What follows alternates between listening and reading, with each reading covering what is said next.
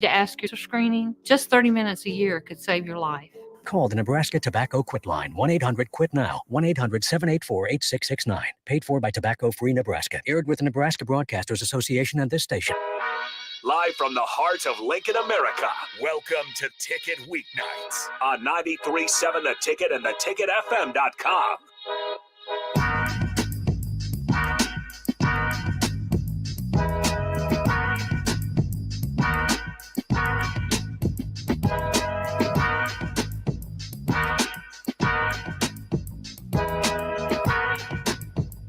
Hello and welcome into the Daily Nebraskan show on 93.7 The Ticket and theticketfm.com. I'm Bedros, one of the sports writers at the Daily Nebraskan, and I'm joined here, like every Wednesday, by the assistant sports editor, one of the assistant sports editors, Anthony Rubik. Anthony, how you doing today?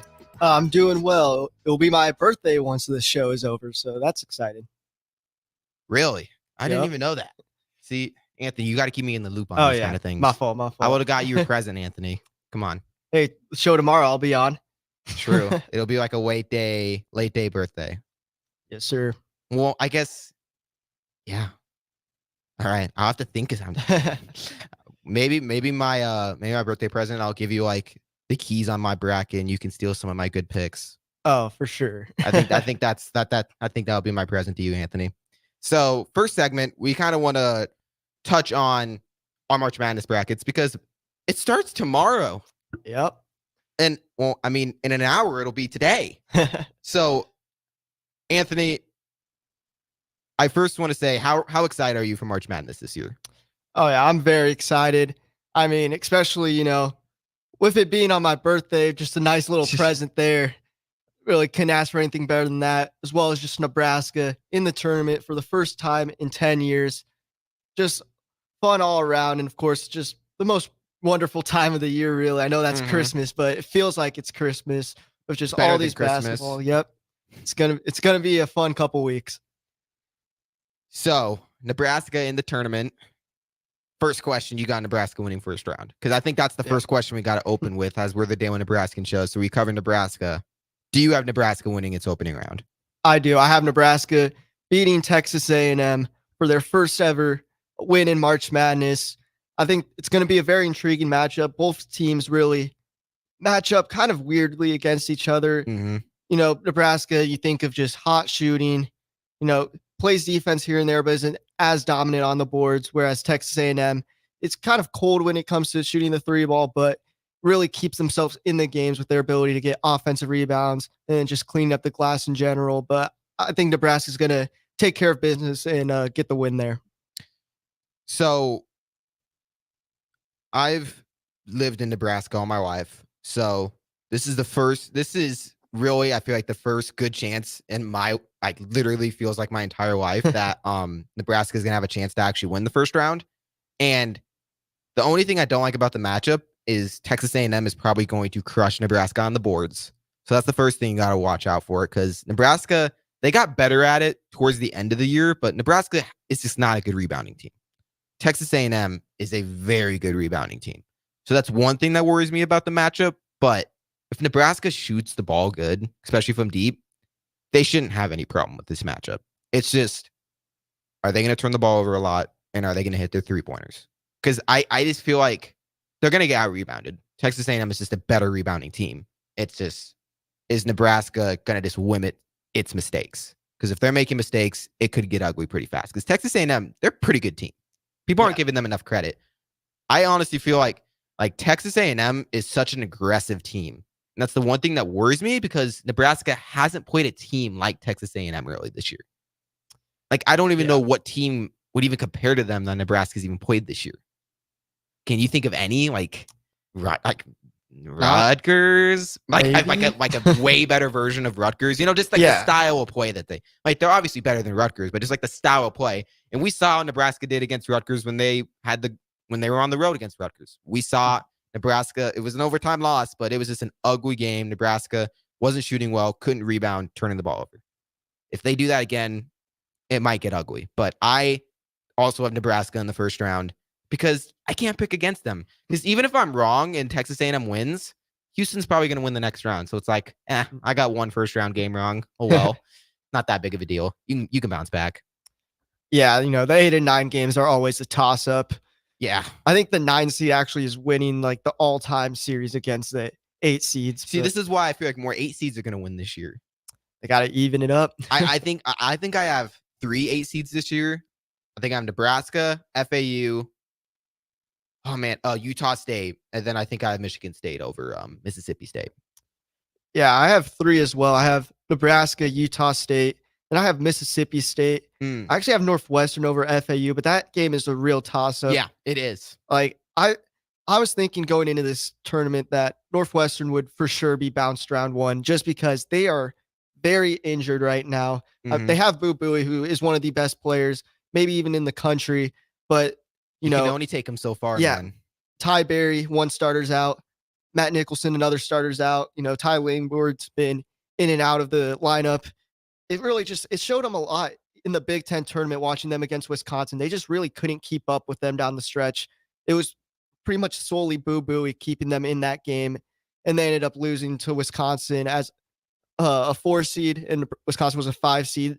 But then FAU is a team that has no reason really being seeded as an 8 seed. So it's like, yeah, it's very hard. It's a very weird matchup that I didn't really expect to see, because I think Northwestern as a 9 makes sense, but FAU as an 8 really just does not. Yeah, there's some seedings that's kind of questionable for me. So, Anthony, when I asked Joseph, he said he wasn't going to finalize his bracket until after the first 4 games are done. Okay, whatever, Joseph. He's going to be calling in later on the show. All the first 4 games are done now. So, yeah, he better have his bracket finalized, because he said when they're done, he'll have them finalized. So, I'm going to ask him about it. But, Anthony, I'm pretty sure you have your bracket filled out. Pretty much. You might make some changes, but so I asked Joseph this, and he was like, I don't got anybody. Do you have any team that's like a 5 seed or lower going to like Elite 8 or Final 4? Like, do you have any just under the radar team that you think can make a run? I don't have any in the Elite 8. I have some double-digit seeds in the Sweet 16. Okay, like, who do you got? The team I probably feel most confident about, which is I feel like kind of the popular pick right now, but New Mexico, as an 11 seed. Out of the Mountain West, I've been a big Mountain West fan all year. They really got underseeded everyone in the league in this bracket, except for San Diego State. But I feel like that's because they made the national title game last year. That was kind of just some bias carried over that. But New Mexico is probably one of the hottest teams in the country right now. Went on a run to win the Mountain West Conference tournament. And I just really like their guard play of Jalen House and Jamal Mashburn Jr. And they have some favorable matchups down the stretch, starting out with Clemson, not too high on the Tigers there. Then I have them beating Baylor. In the second round. Again, I feel like they have some very favorable matchups, at least to getting their way to Sweet 16. Sweet 16, yeah. Yeah, I have New Mexico in the Sweet 16 as well. So in your Elite 8, is it just all like top 4 seeds? Yeah, my Elite 8 is UConn versus Illinois. Okay. North Carolina versus Arizona. Okay. Purdue versus Tennessee. Okay. And Houston versus Kentucky. Okay. So I wanted to get a little crazy. Because I want to have fun. And every single year that I've done March Madness, I've just researched a whole bunch of stuff. I wanted to know everything about every team. And I was like, okay. I was like, this is my bracket. It's gonna do great. And then it sucks every year. So this year, I did research, but when everyone is saying something about like a matchup, I was like, you know what? I'm just gonna say no to that, because every time everyone's saying something's gonna happen, it just doesn't happen. This is the only thing that I don't like about my bracket is I have New Mexico in the Sweet 16, and I feel like everyone has New Mexico in the Sweet 16. That's the only thing that I'm a little worried about, but I'm pretty confident about my bracket. So I have New Mexico State in the Sweet 16. I have Washington State. Okay, Washington State in the Elite 8. Wow. I have them beating Iowa State, and then I have them beating Illinois. And now you want to know what matchup is the only one that scares me? It's Drake.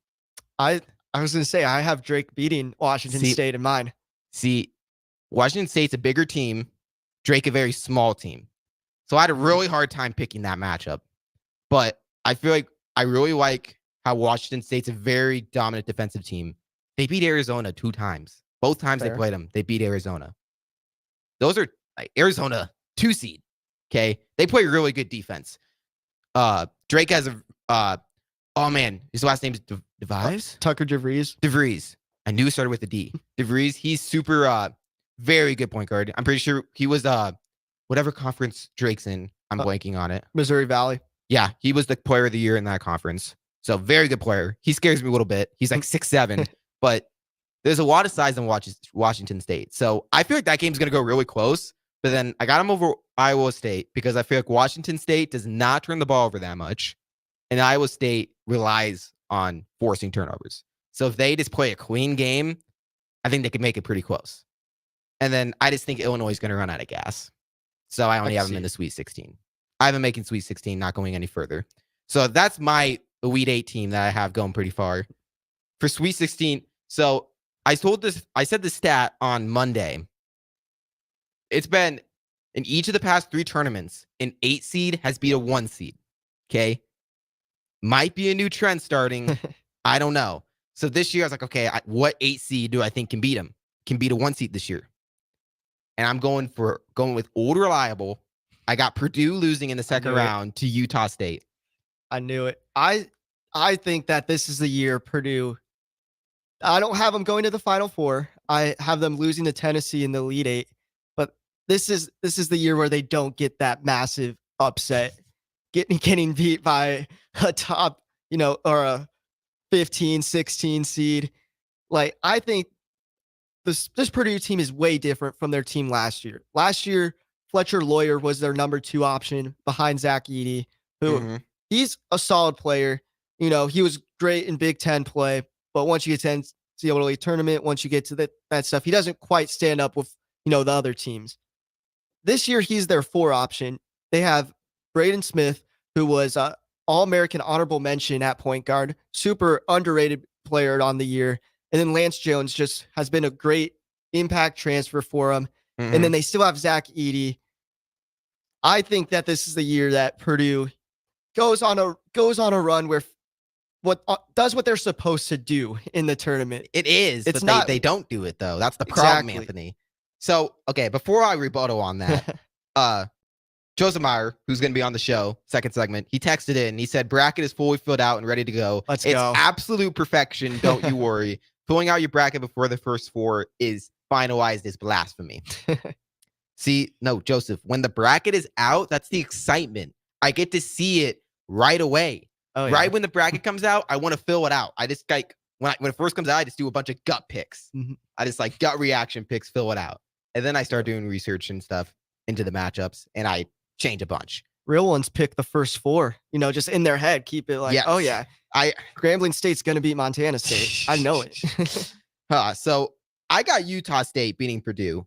But first of all, they got to get past TCU. TCU is favored in the metrics, but not too big of a favorite. It's an 8-9. Again, toss up. But Utah State, they have a post named, and I hope I'm saying this right, Great Ozabor. Okay. He averages 18 points a game, 9.2 rebounds. Athletic, big. I feel like he's going to have a day against Zach Edey. He's going to have a day. He is way more athletic than Zach Edey. He has done good against other bigger posts in his league, in his conference. And I just got a feeling. I think Zach Edey, okay, guys, I know we got Husker fans listening. Do you remember when Rank Mast made Zach Edey look like a little boy when they played Purdue? Do you remember that? That's Rank Mast. Utah State setter is better than Rank Mast. He averages 18 points a game, 9 rebounds. That's better stats than Mast. I know he's not playing as good a competition, but still, very good post. I just got a feeling that I'm just going with the Bible. I just don't think Purdue is very good. Okay, so what's your Final 4? Because I want you to give your Final 4, and then I want to give mine. What's your Final 4, Anthony? My Final 4 is pretty boring on one side. It's UConn versus North Carolina. Boring. The 2-1 seeds. But then on the other side, I have a little SEC matchup. Kentucky and Tennessee. Okay. I actually kind of like that. I actually like that pick. So I also have Tennessee in the Final Four.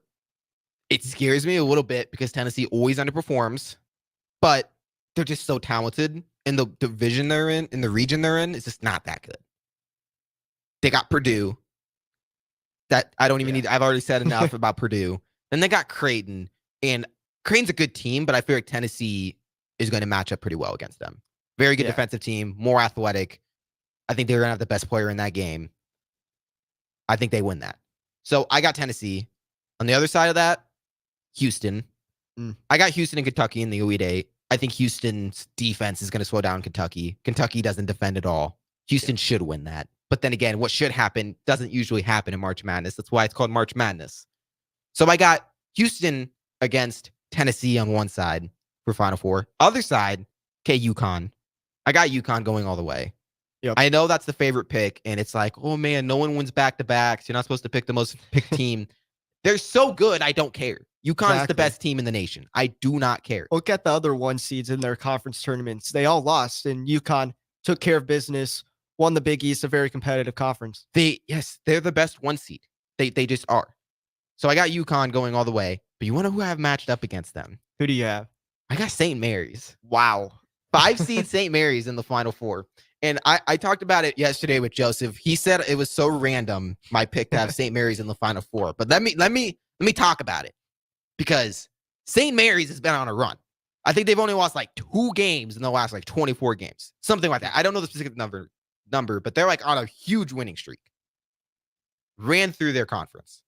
They are 5 seed. They play very good defense. Okay. Very good defense. I'm pretty sure they beat Alabama. They've beaten teams like Alabama during the regular season. Very good offensive team.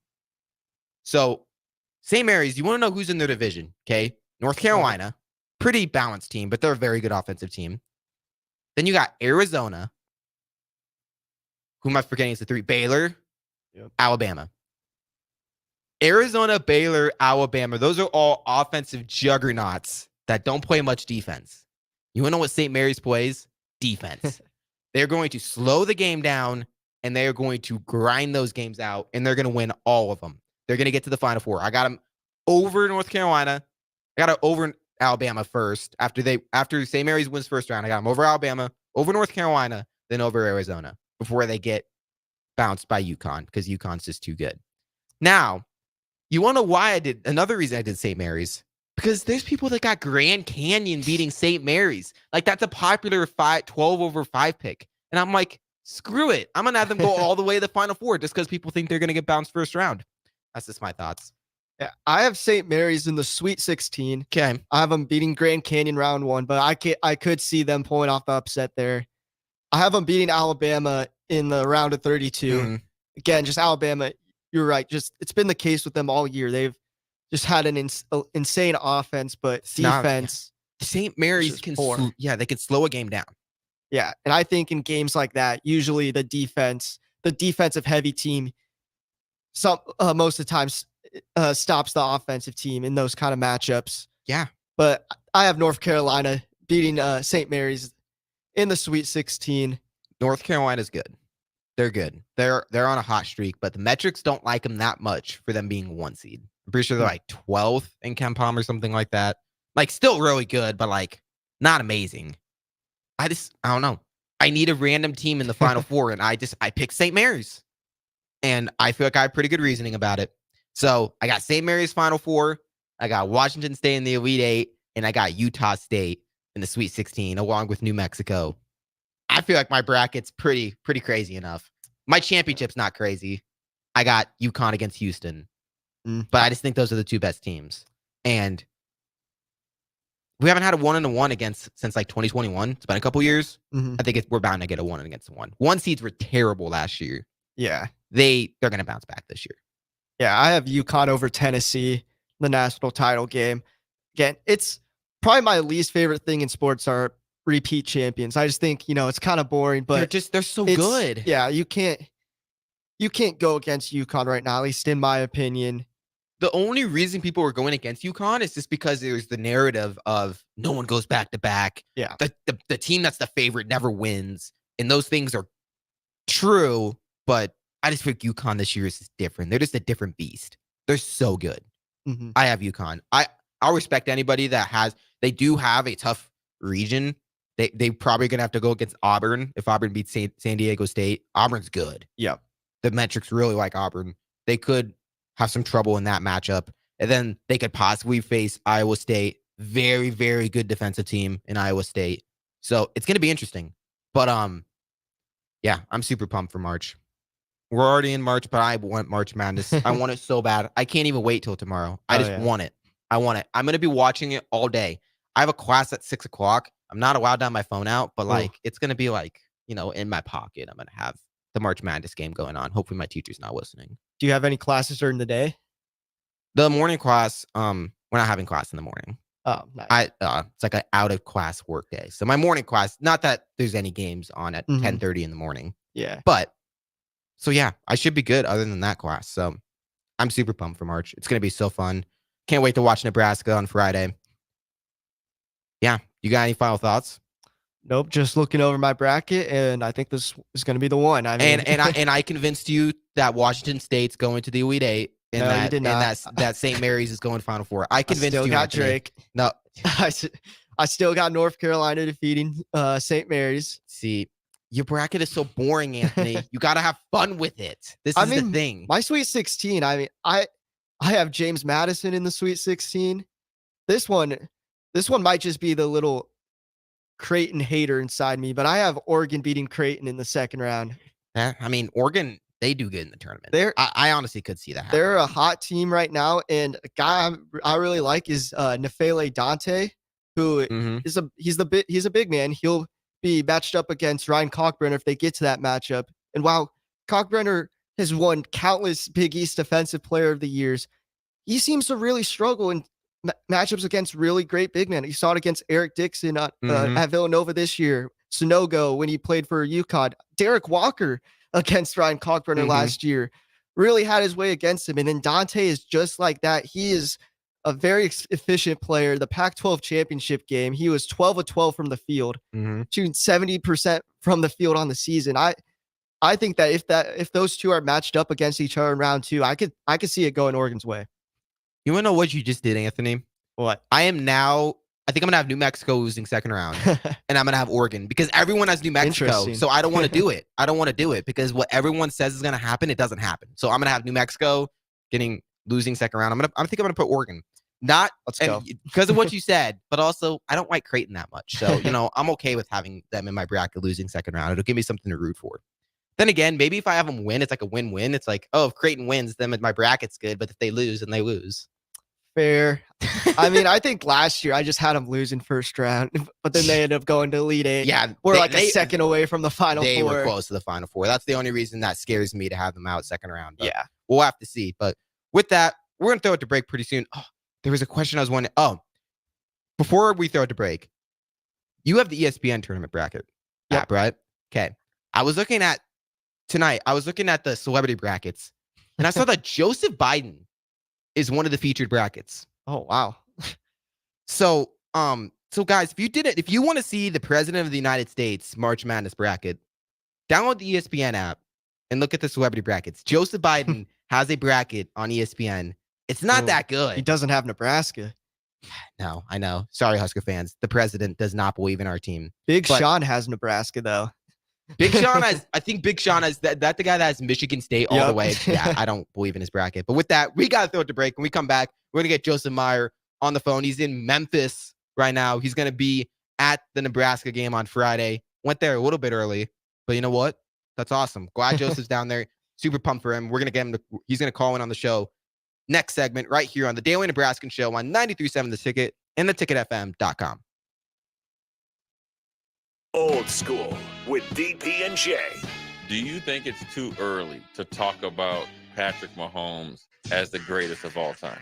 To be honest with you, I think he might be ahead of the pace. It was definitely on pace, maybe ahead of the pace. I think right now everything that he does is going to get overblown, and I think people so quickly forgot the 20-year run of the Patriots.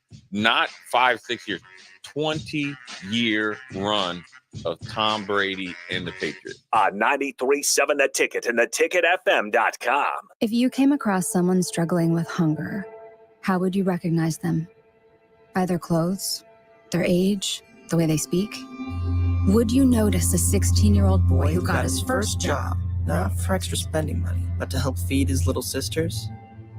or a mother who's in between jobs and sometimes goes to bed hungry so her kids can have dinner? Or a 14-year-old girl who signs up to every after-school activity, not to make friends, but just to get something to eat? Or a retiree who fell ill and had to choose between getting medicine or groceries. I am the 1 in 8 Americans who struggle with hunger. People you pass by every day but never knew were hungry. I am hungered in America. Hunger can be hard to recognize.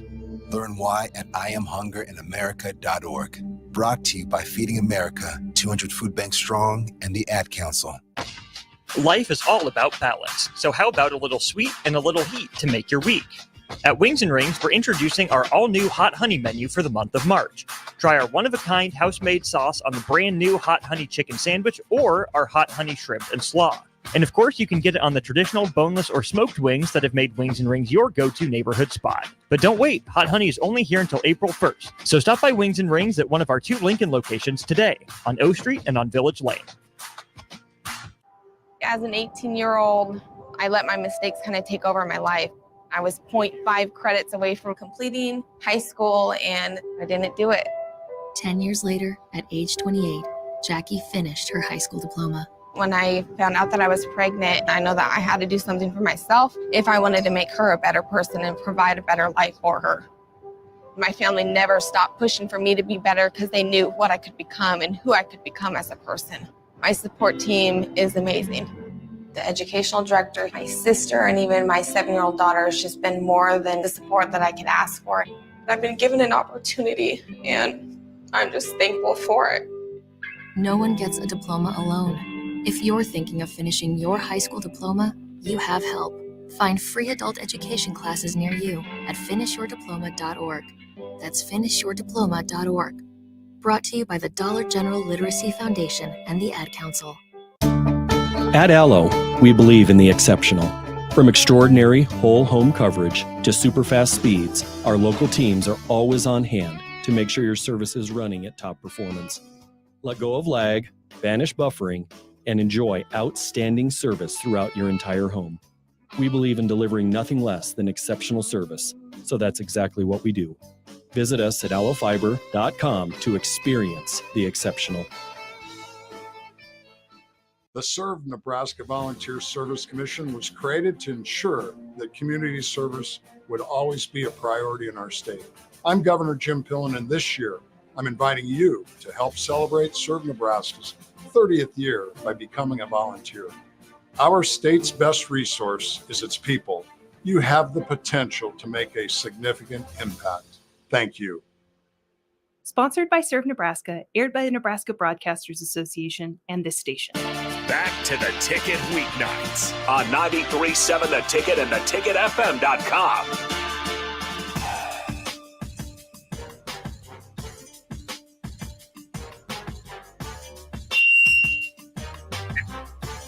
Hello, welcome into the Daily Nebraskan show on 93.7 The Ticket and theticketfm.com. Ben and Anthony still here with you. And now on the Owl VIP line, we got Joseph Meyer. Joseph, we got you? You got me. Can you hear me? Oh, yes. I can hear you, Joseph. Loud and clear. Love to hear it. How was the flight to Memphis because you were too lazy to drive there, Joseph? Oh, come on. It has been a day and a half, to say the least. Long travel day. Not as long as it would have been if I was in the car, though. And I'll tell you that for sure. Very glad we took the flight to Atlanta. So we passed our destination and then went back and lay over there, went back to Memphis. Long day on the Delta Airlines, but, it was a good time. We're here now. We're in Memphis, walked around the city a little bit, got to see Beale Street, went out to a nice restaurant. So we're taking it in. The fans are starting to show up. Texas A&M's got a pretty good contingent here, boys. I'm not going to lie to you. The Aggies showed up in full force. A lot of Houston fans, a lot of Baylor fans, and of course, the Nebraska Cornhuskers are showing up as well. But it's a great time down here.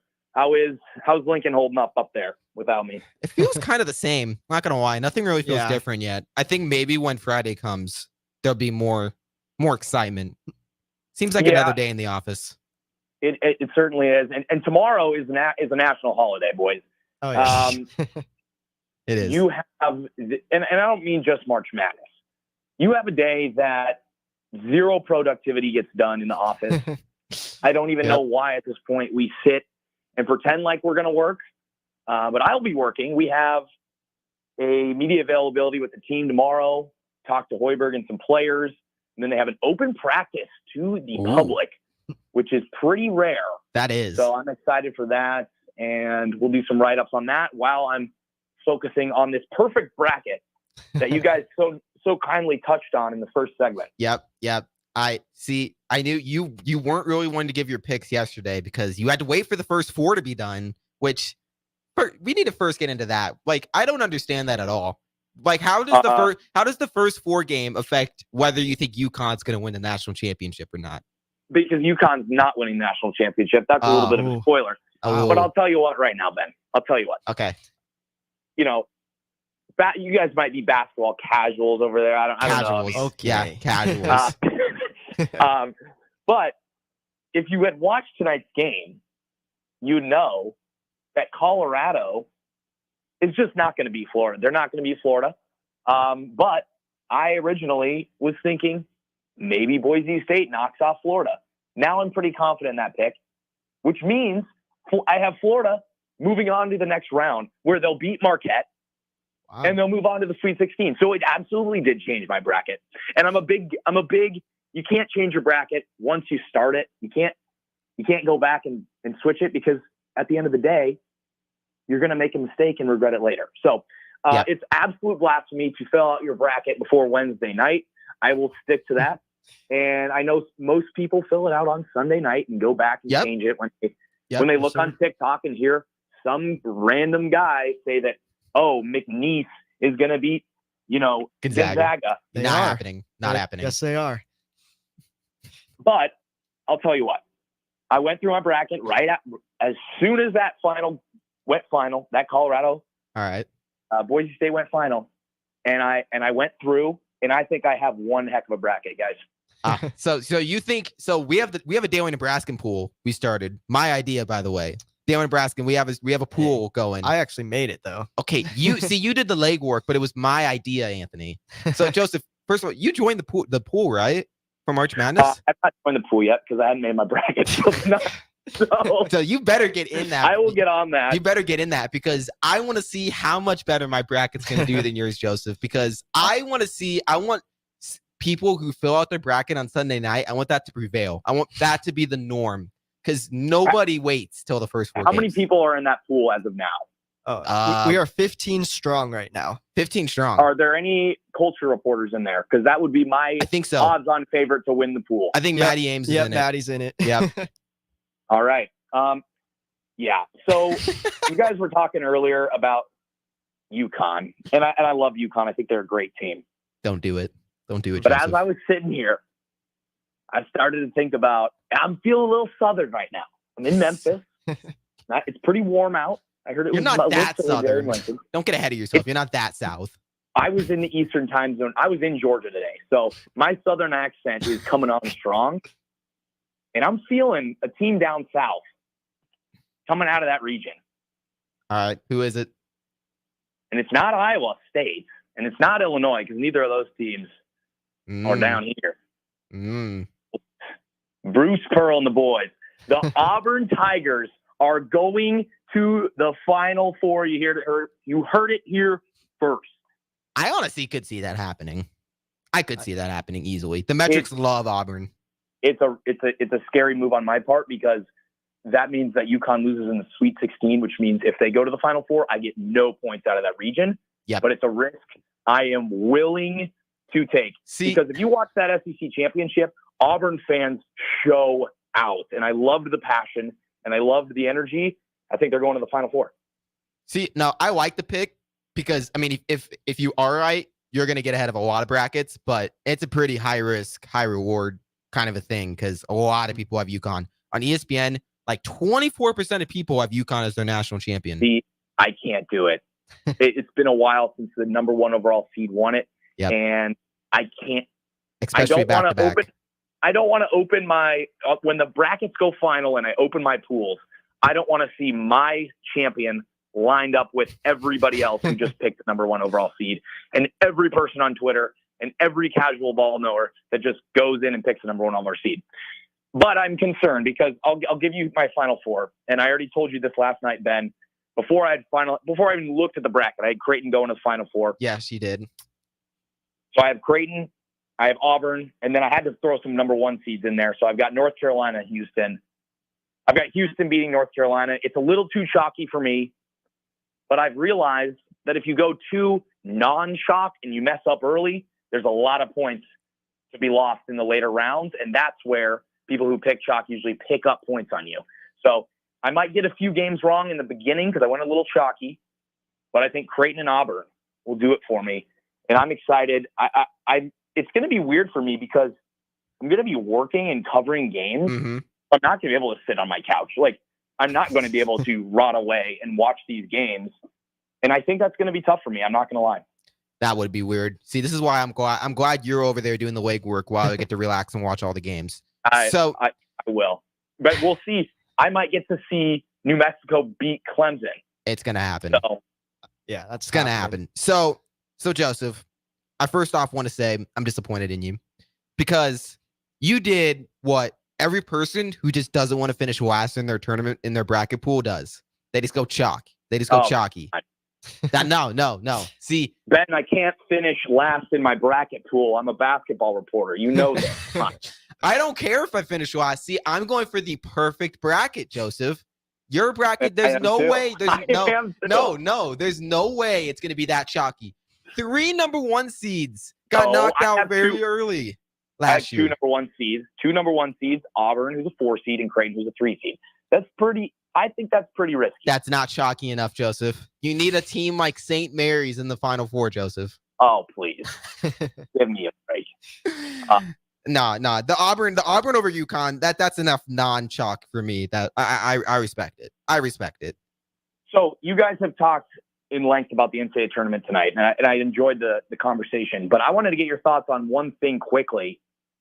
So I'm on the way to the airport, and I'm like, all right, it's a Wednesday morning. I'm heading on, not a vacation, but it kind of feels like a vacation. Mm-hmm. I'm leaving school.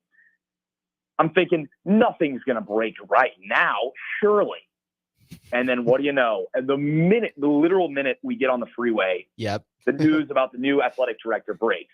Less than a week after Trev Alberts betrayed the university, or as Ben likes to say, moved on to greener pastures, or whatever you like to say down there, Ben. So you saying down there, like, oh my, okay, whatever, Joseph. Or up there, I guess. You've been out of Nebraska for not even 24 hours. Okay, just remember that.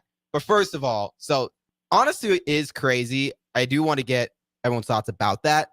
But what this move, first of all, does make me realize is this move has been in the works. It's been known that Trev Alberts was going to leave, I feel like, within the top administration. Because there's no way they picked somebody this quick. If it was like, they found out like that day. There's no way. They've known about this for at least a month. Ben, let me ask you this. It's late at night, you're looking for a fast food option. And I know you love your McDonald's. Yes. You're driving to McDonald's. You love McDonald's. In the back of your head, there's a chance that McDonald's manager decided to close early. No, there's no chance. Do you have a backup option? Do you have a backup option? No, because McDonald's isn't going to close early. All right. Well, that's a terrible analogy, but no, I get what you're going. No, see, you have a backup option in your head, and I don't think they were prepared for Trev Alberts to leave, but I'm not saying they didn't have a backup option. The real question is, how do you feel if you're a Washington fan today? Because Troy Gannon has not even been there 6 months, and he already leaves for a lateral job in the same conference.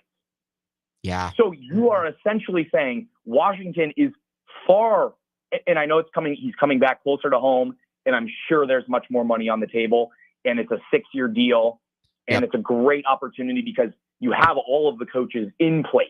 Yes. Like you don't have to make hires. You don't have to make fires. You get extensions, which we can touch on as well. You get extensions for Hoiberg and Williams before you even step on campus. So it's not under your responsibility. Rules contracts not under your responsibility. You walk into a situation that is incredible, but you leave Washington.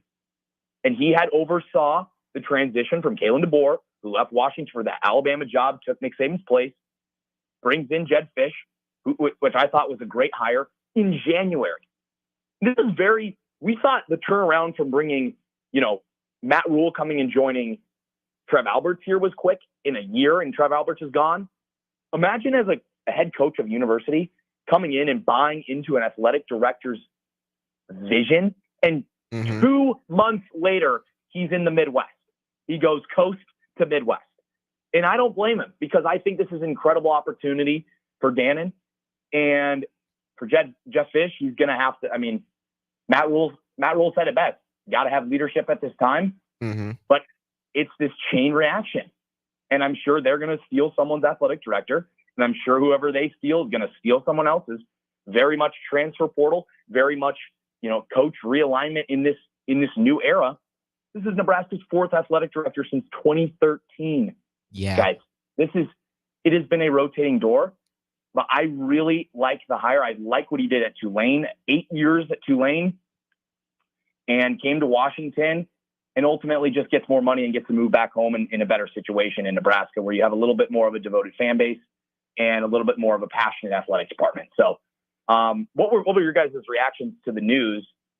You didn't have to probably see it in a car on the way to the airport, but no. I'm sure you were shocked a little bit this morning.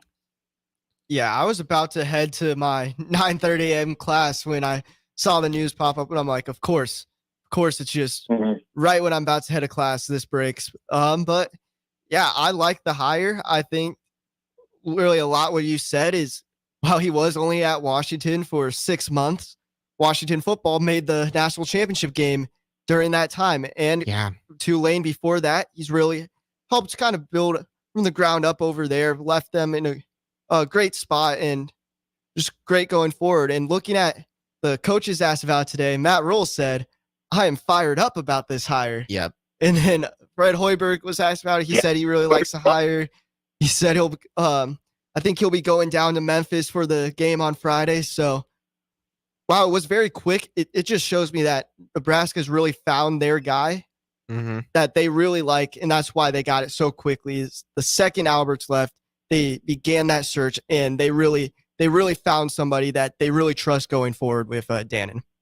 It shows you where this athletic department is. And I know we debated this last night, Ben, on his, and we both agreed that Trev Alberts left this university in a better spot than he found it. We kind of disagreed on whether he should have left and the circumstances. That's a conversation for a different day. But the fact of the matter here is Nebraska is an incredible spot athletics-wise. It is. Every single program is on the rise. Every single program is competing at the national level. You've got literally this weekend, you have 3 winter sports, actually 4, competing in big tournaments. And wrestling is one of the best programs in the country. And you've got 2 NCAA tournament bids for men's and women's basketball.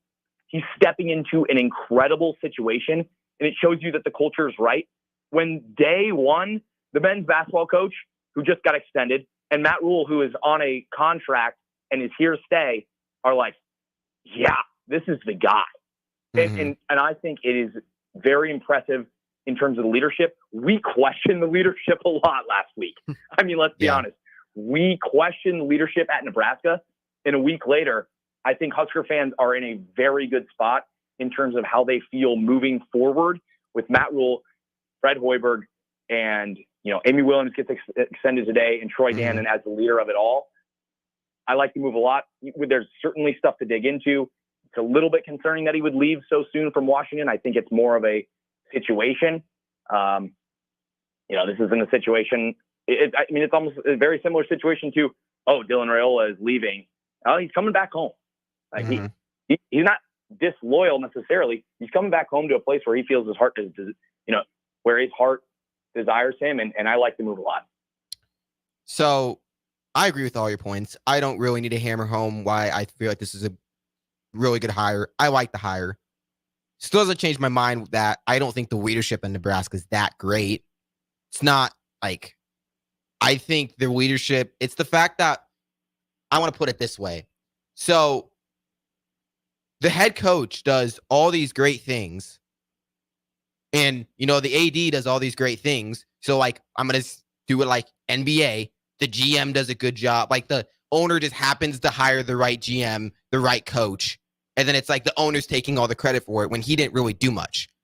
I'm doing that a lot with the Nebraska leadership because I don't feel like Nebraska leadership is that great. I think they're just banking off of Nebraska has a great brand, and they happen to make a good hire with Trev Alberts, and he happened to make good hires with Matt Rule and keeping Fred Hoiberg, keeping Amy Williams. Like, I agree. And I think there's still much to be looked at with the Board of Regents. Yes. But they knew who their priority candidate for the president was. They announced it this morning, Jeffrey Gold. By the way, crazy news day for the breaking news section. It was a type off in there, but yeah, Jeffrey Gold is the new president. And you talk about the leadership. That is the leadership now. There's new leadership. So we'll see where it takes them. Yeah. They don't have to make any huge hires. They don't have to make any huge fires. They kind of just need to be stable and see where this thing takes them. And right now it's looking like literally everything is going in the right direction, where just a week ago, the sky was falling in Lincoln.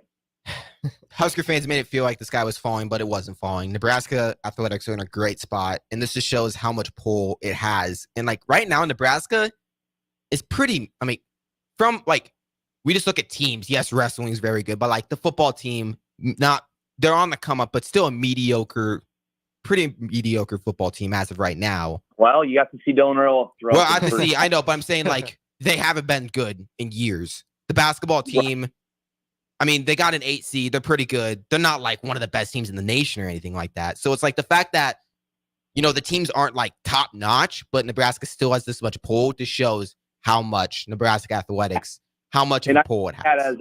As a situation of where were we 10 years ago? Yes. Where were we under Bill Moose's leadership to now?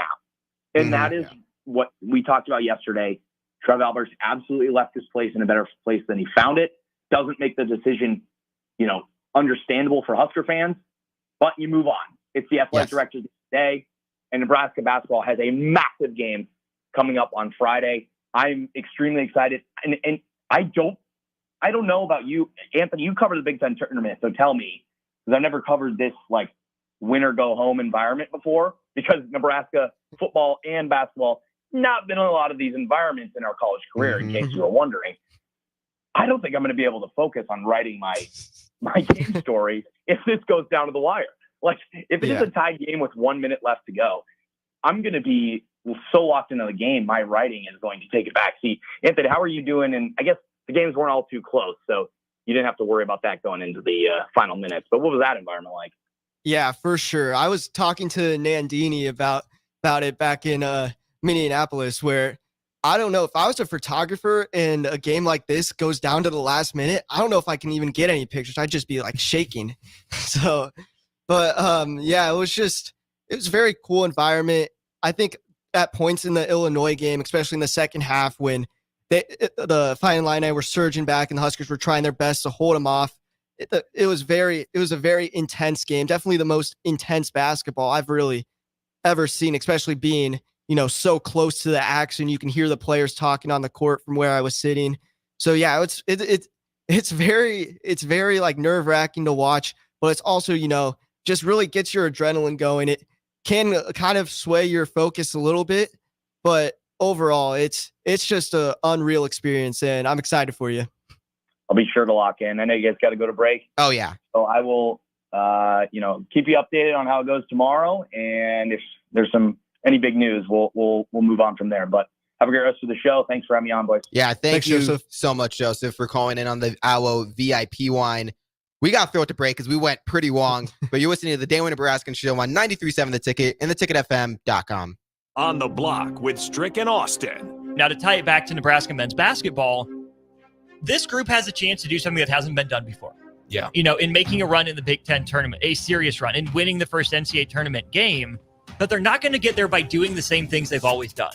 It is on this team to step up and change that narrative. It won't change on its own. Teams won't lay over for you, and that's the mindset shift we haven't consistently seen yet. Weekdays from 2 to 4 on 93.7 The Ticket and theticketfm.com.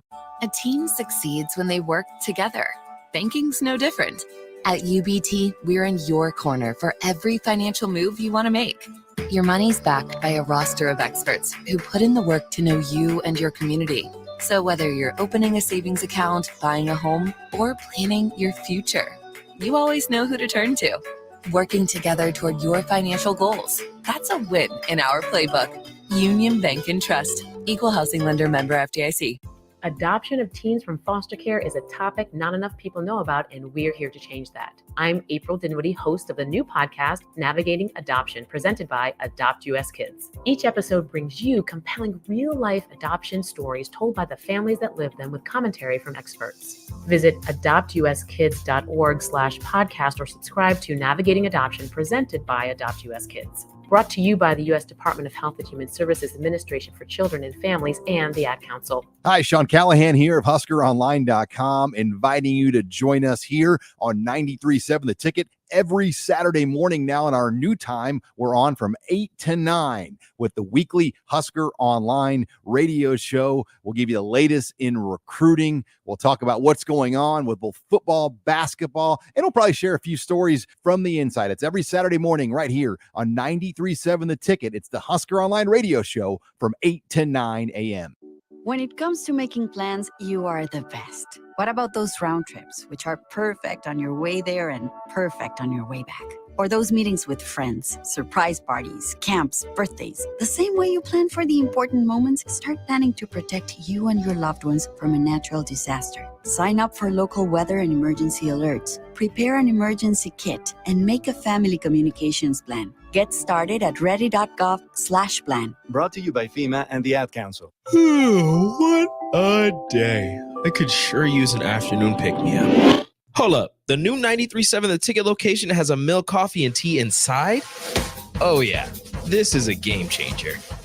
Need an afternoon pick-me-up? How about a coffee or smoothie on your way to work? Stop by the Ticket Mill location on 1040 O Street to get your go-to drink or try out our new game day drinks exclusive to the Ticket Mill location. We know it'll make your day a million times better. This is your captain. We are going to be experiencing some slight turbulence. Please fasten your... Oh, hold on. Just got a video of my cat. Imagine the pilot of an airplane was as confident as you are texting and driving. Seems kind of crazy when you put it like that. Visit StopTextStopWrecks.org. A message brought to you by the National Highway Traffic Safety Administration, Project Yellow Light, and the Ad Council. Back to the Ticket weeknights on 93.7 The Ticket and theticketfm.com. Hello and welcome back into the Daily Nebraskan Show on 93.7 The Ticket and theticketfm.com. One last segment, quick segment before we are out of here. Anthony, the final first four games were played today. Colorado beat Boise State 60-53. Then what was the score against the 16-16 one? Grambling beat Montana State 88-81 in overtime. Ooh, overtime game. Okay. I will say, I'm not going to lie. I didn't watch the 16-16 game. I don't care about the 16-16 game. So I mean, they do play Purdue. So they do. If there is a 16 seed to watch it, Grambling, watch out. Yeah, Purdue. Yeah, if Purdue loses to Grambling, then Purdue should just quit as a basketball organization, like basketball program. It's that just be terrible. But Colorado and Boise State, I liked what I saw, what I've seen from Colorado. I honestly feel like they have a chance to go on a little bit of a run. They could be a potential kind of like Sweet 16 team. I could see it happening. It's not out of the question, to be honest. Don't they? So they play Texas first round.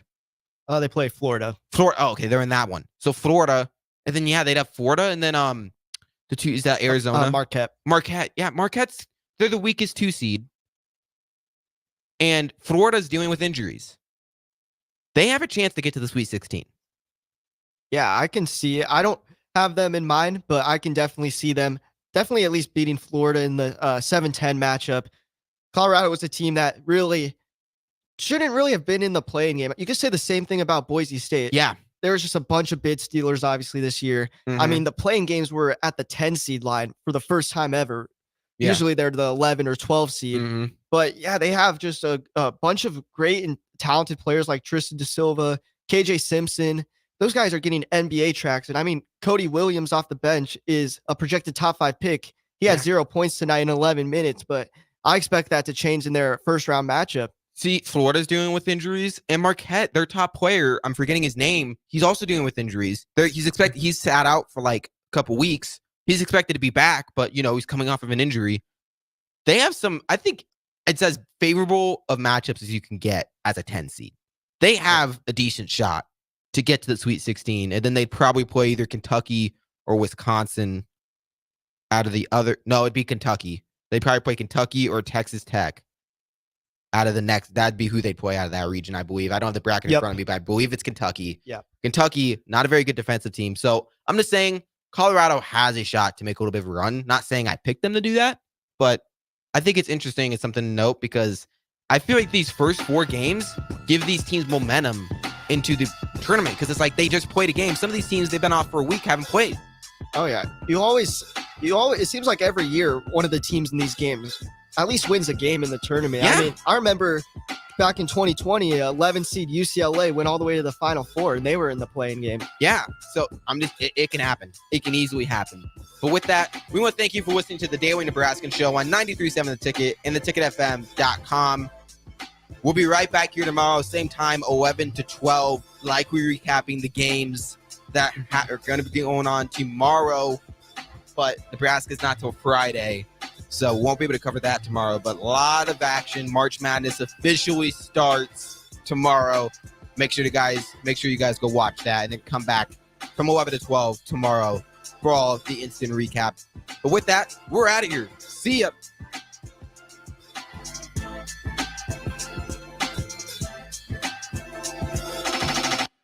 Alcohol has strained our relationship.